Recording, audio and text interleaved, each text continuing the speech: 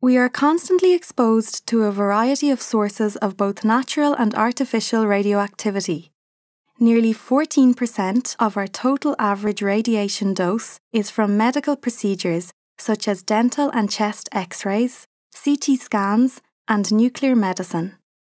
For the individual, this dose varies depending on whether you receive a procedure or not.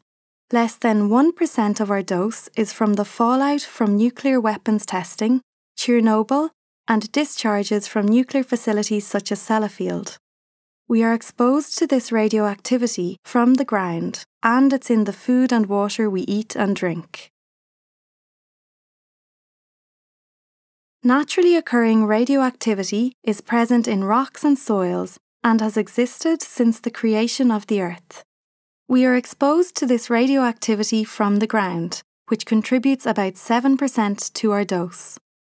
It's in the food and water we eat and drink, which contributes an additional 6.5% to our dose.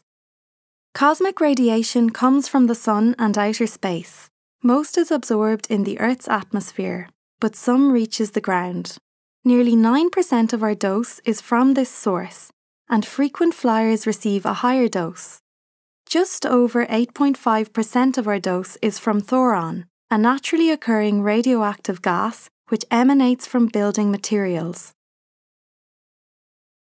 Radon is a naturally occurring radioactive gas which emanates from rocks and soils.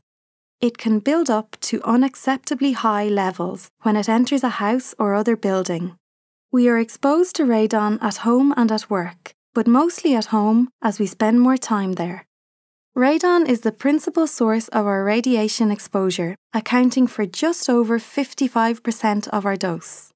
For the individual, however, exposure to radon is highly variable, with some people exposed to a fraction of the average radiation dose and others exposed to hundreds of times the average. Calculate your own dose on our website.